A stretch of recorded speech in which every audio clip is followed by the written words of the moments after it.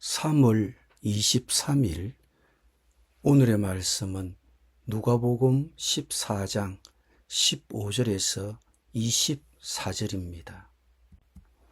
함께 먹는 사람 중의 하나가 이 말을 듣고 이르되 무릇 하나님의 나라에서 떡을 먹는 자는 복되도다 하니 이르시되 어떤 사람이 큰 잔치를 베풀고 많은 사람을 청하였더니 잔치할 시각에 그 청하였던 자들에게 종을 보내어 이르되 오소서 모든 것이 준비되었나이다 하매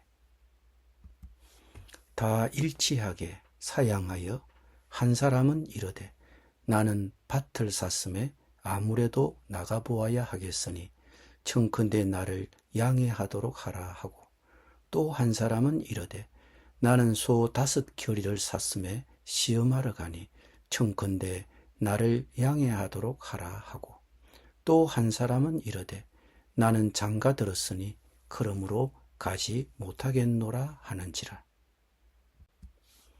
종이 돌아와 주인에게 그대로 고하니 이에 집주인이 노하여 그 종에게 이르되 빨리 시내의 거리와 골목으로 나가서 가난한 자들과 몸 불편한 자들과 맹인들과 저는 자들을 데려오라 하니라. 종이 이르되 주인이여 명하신 대로 하였으되 아직도 자리가 있나이다. 주인이 종에게 이르되 길과 산 울타리가로 나가서 사람을 관건하여 데려다가 내 집을 채우라. 내가 너희에게 말하노니 전에 청하였던 그 사람들은 하나도 내 잔치를 맛보지 못하리라 하였다 하시니라. 아멘.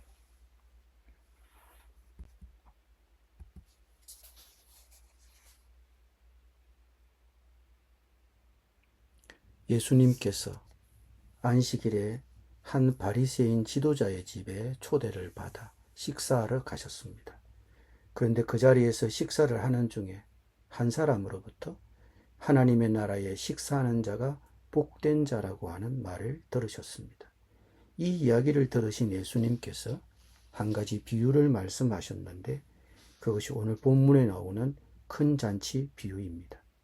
당시 관습으로는 오늘날과 비슷하게 잔치를 하게 되면 먼저 초대할 사람을 1차적으로 결정을 하고 그런 후에 사람을 보내어 초청에 응할지 여부를 파악하게 됩니다. 그래야지만 잔치에서 준비할 식사량을 예상하게 됩니다. 그리고 초청에 응한 사람의 수를 파악한 후에 잔치 준비가 되면 사람을 보내어 잔치를 알립니다.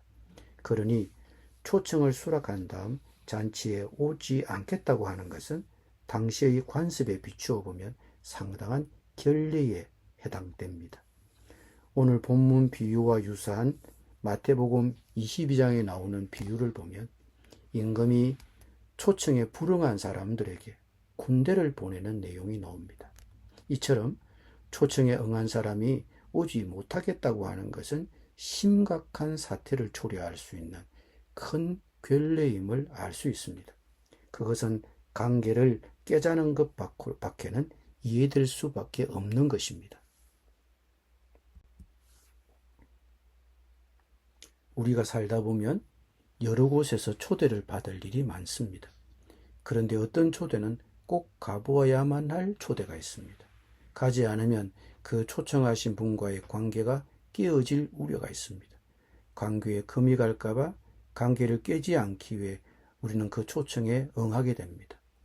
초청에 응하지 않으면 그 사람과 나 사이는 그 정도인가 보구나라고 단정해버리는 경우가 있습니다. 관계가 깨어지게 됩니다.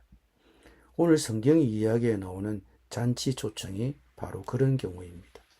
우리 집에 경사가 있으니 같이 와서 축하해 주십시오 하는 그런 정도의 잔치가 아닙니다. 초청에 응하고도 가지 않으면 관계에 금이 가는 잔치입니다. 오늘 본문 비유 이야기에서 초청에 불응한 사람이 세 사람이 등장합니다.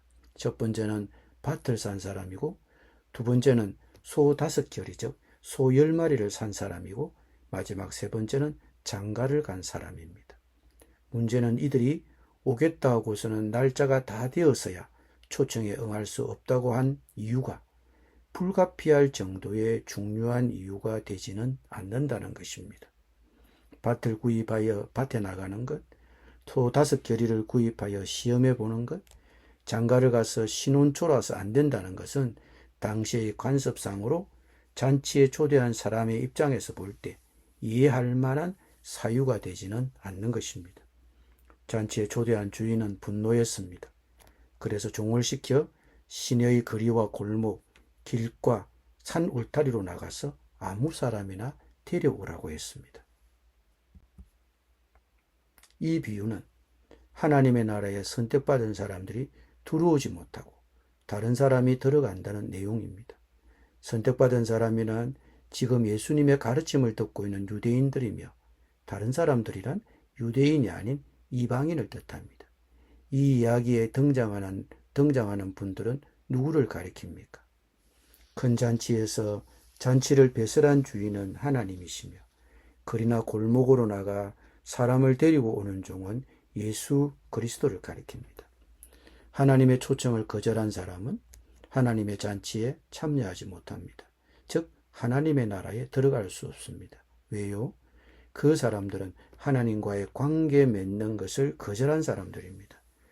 오늘날 시대에 적용해 보면 밭을 산 사람은 땅을 구입한 사람이나 생업을 위한 사업장을 개업한 사람 정도로 볼 수 있고, 소를 구입한 사람은 생업과 사업에 필요한 차나 기계와 같은 재화를 획득한 사람 정도로 볼 수 있습니다. 이들은 하나님과의 관계보다는 현재 자신의 사업장이나 재산에 더 우선순위를 두는 사람들입니다. 오늘날도 새 집, 새 차, 부동산 구입, 결혼과 같은 집안 행사가 우선이 되어, 즉 사는 것이 바빠 하나님의 초청을 거부하는 사람들이 있습니다. 하나님과의 관계보다도 더 중요하다고 생각되는 일들이 그들에게 있기 때문입니다. 그러나 하나님의 초청을 받으면서도 그 초청을 거절하는 것은 하나님에 대한 큰 결례입니다. 결과적으로는 하나님과의 관계를 맺을 수 없고 하나님의 나라에 참여할 수 없는, 하나님의 큰 잔치에 참여할 수 없는 결과를 초래합니다. 즉 구원받을 수 없습니다. 하나님은 모든 사람이 당신과 관계를 맺는 것을 원하시고 구원받기를 원하십니다. 하나님이 베푸시는 잔치는 하나님의 초청을 받아들이는 사람만이 누릴 수 있습니다. 오늘 함께 읽은 성경에도 나오듯이 하나님 나라 잔치를 여신 하나님은 초대한 사람이 거절하자 밖으로 나가 누구든지 가리지 말고 데리고 오라고 하셨습니다. 어서 시내의 거리와 골목으로 나가서 가난한 사람들과 지체에 장애가 있는 사람들과 눈먼 사람들과 다리 저는 사람들을 이리로 데려오라고 하셨습니다. 어쩌면 가난한 사람들, 지체에 장애가 있는 사람들, 눈먼 사람들, 다리 저는 사람들은 도저히 잔치에는 초청될 수 없는 사람들입니다. 그러나 하나님 나라 초청에는 이런 것이 문제가 되지 않습니다. 모든 사람이 하나님의 초청의 대상입니다. 이것이 바로 하나님의 은혜입니다. 그러나 이 초청에 반응하는 사람만이 하나님의 나라에 들어갈 수 있습니다. 세상적인 가치에 우선순위를 둔 사람들은 하나님 나라 잔치에는 관심이 없습니다. 가난한 자, 몸 불편한 자, 명인들, 전원자들이 하나님의 나라 잔치에 참석한 것을 보면 어쩌면 우리가 이 세상에서 가지고 누리는 것들이 하나님을 믿고 신앙생활하는데 걸림돌이 되는 것을 보면 참 아이러니가 아닐 수 없습니다. 무엇을 우선시하고 무엇을 중요하게 생각하느냐? 사람들은 거기에 목숨을 걸게 되어 있습니다. 하나님의 나라의 잔치는 우리에게 두 가지의 반응을 요구합니다. 첫째로, 우리가 그리스도인이라면 이 잔치에 다른 사람을 초대해야 합니다. 어떤 이들은 지금까지 어느 누구에게서도 자기는 기독교에 대하여 소개받지 못했다고 말하는 사람들이 있습니다. 주인이 종에게 말하였습니다. 큰 길과 산 울타리로 나가서 사람들을 억지로라도 데려다가 내 집을 채워라. 그러나 여전히 아직도 자리가 남아 있습니다. 주님의 분부가 무엇입니까? 큰 길과 산 울타리로 나가서 사람들을 억지로라도 데려다가 내 집을 채워라. 하나님은 마지막 한 사람까지 하나님 나라 잔치에 들어오기를 기다리고 계십니다. 둘째로, 내가 아직 그리스도인이 아니라면 하나님 나라 잔치 초청에 응해야 합니다. 이 세상 모든 가치보다 하나님 나라 잔치에 우선순위를 두어야 합니다. 그래야 하나님의 약속을 누릴 수 있습니다.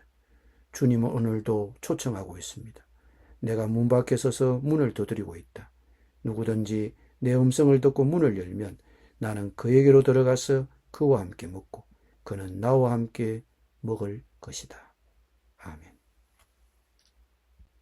기도드립니다. 주님, 우리 이웃을 하나님 나라 잔치에 초대하려고 합니다. 그들이 기쁨으로 초대에 응할 수 있도록 그들의 마음 문을 열어주시옵소서. 예수님의 이름으로 기도드립니다. 아멘.